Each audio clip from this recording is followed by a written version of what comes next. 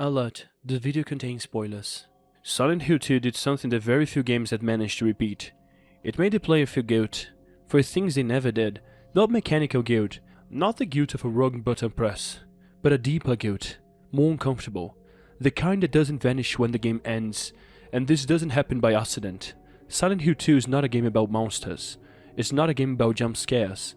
It is definitely not a game about demons. Silent Hill 2 is a game about emotional responsibility, and what about we do when we cannot handle the pain. From the first moment, something is wrong.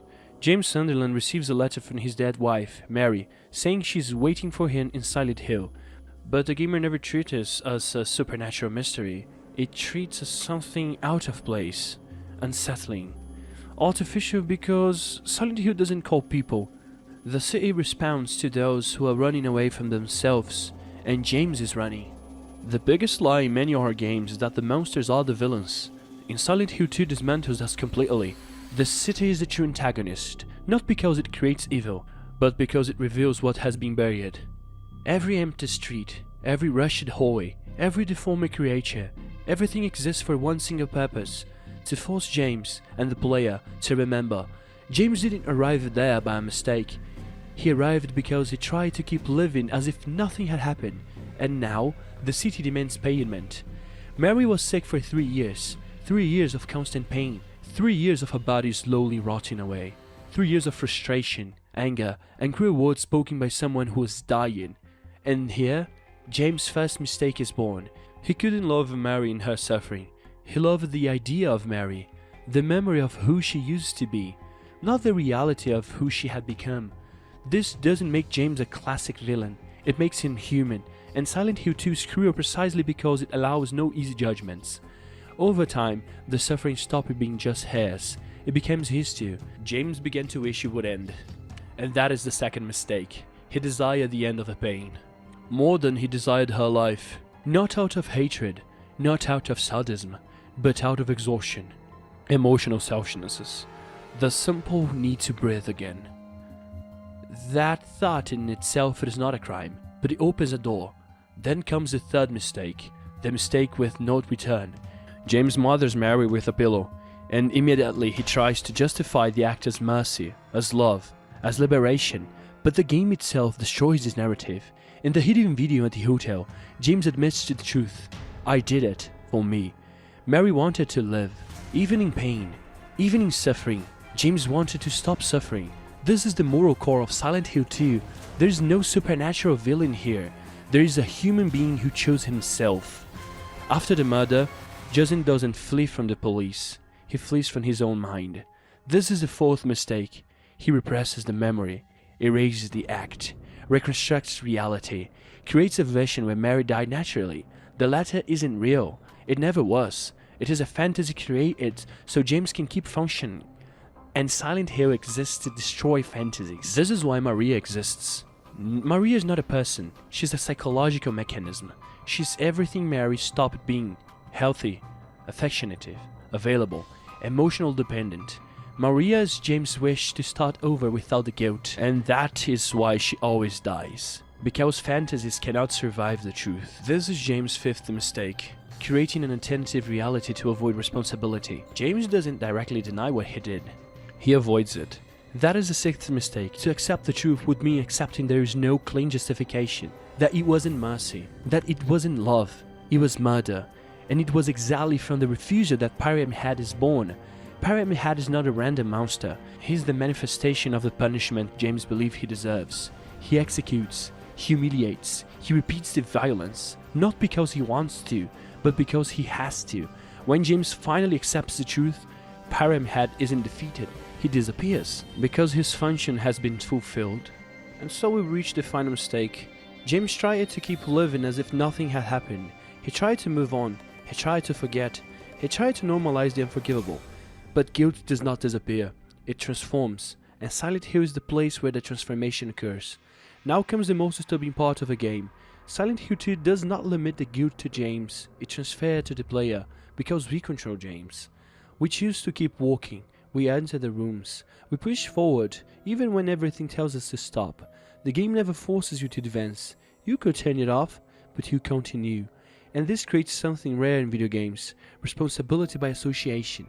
You didn't kill Mary, but you sustained the path toward the truth. This is where Silent Hill 2 becomes truly terrifying, not because of the monsters, but because everything there is possible. Nothing requires supernatural forces, nothing depends on real demons, everything depends on human choices. And then the game asks the final question: what would we do if we were there? Could we love someone at the peak of their suffering? Or would we desire the end of the pain above all else? This is where the gameplay becomes a fundamental part of the question. The Silent Hill 2 remake understands that isn't just a narrative point, it must be felt in the controls. Unlike many modern remakes that redefine systems to make them fluid, this remake does something much riskier. It makes the experience more uncomfortable. James' movement is heavy, deliberate. There is a subtle delay between tension and action. You press the button, James responds a moment later. This isn't a technical flaw, it is language. The game doesn't want you to feel efficient. It wants you to feel trapped inside that body, inside that mind. Every step carries emotional weight. The combat reinforces this. In the remake, fighting is not empowering. It is tense, it is ugly, it is clumsy. James is not an actual hero. He misses swings, he exposes himself. He's easily hurt. This creates something essential. Violence is never comfortable. Every confrontation feels like a wrong decision you are forced to make. You don't think, I am going to eliminate this enemy. You think, I need to get through here. And this perfectly mirrors James' past. He also made a decision. Not because he wanted to kill, but because he wanted it to be over. The camera in the remake is another crucial element. It is closer, more claustrophobic. The hallways seem narrower. The angles hide more than they show. The game rarely gives you total control of your vision. This creates a constant sense of doubt. You are never sure if you are safe, never sure if you will choose the right path, just as James was never sure if he was doing the right thing. The exploration is slow. This is intentional.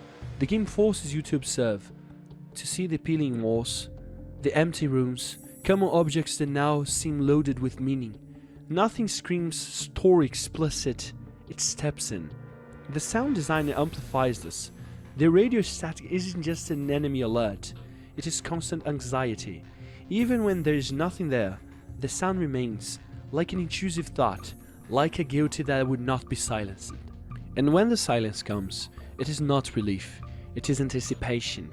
Silent Hill understands that the deepest fear is not the attack, it is the waiting. The monsters are no longer just creatures, they look like materialized emotional states, strange movements, broken postures, bodies that seem to suffer just by existing. They don't advance like predators, they crawl like old pains, and fighting them never feels like victory, it feels like denial. The remake reinforces the idea of repetition, doors that lead to places you have already seen, environments that transform slowly, familiar space that become hostile. And this creates a sense of a cycle, like someone trapped inside of their own memory, revisiting the same thoughts, trying to find a different ending. But Silent Hill offers no emotional shortcuts, and perhaps the cruelest detail of the gameplay is this: the game never forces James to remember, it allows him to. You can rush through, ignore the details, avoid certain sights, but the more you observe, the more you explore, the clearer everything becomes. The truth was always there. The remake respected this. It doesn't rewrite the story, it doesn't soften the guilt, it simply brings the camera closer, and that makes the question return with more force. Would we take responsibility immediately, or would we create a fantasy to survive? Because playing Silent Hill 2 is not about winning, it is about accepting, and when the game finally ends, there is no sense of traditional catharsis, no complete relief, no triumph. There is only silence, the kind of silence that remains after something important has been understood. Too late. This is why Silent Hill 2 continues to be terrifying, not because it chases you, but because it accompanies you. Silent Hill 2 doesn't accuse you, it observes you. And perhaps this is the greatest terror of the game. The city doesn't create monsters, it reveals what was already there. Silent Hill 2 is not just a game, it is a full experience. It is an experience of guilt, of pain, of understanding human nature. and by playing it, you enter to the real survival horror. Thank you so much for watching. Please don't forget to subscribe to the channel, to give your like, and I see you in the next video. Bye.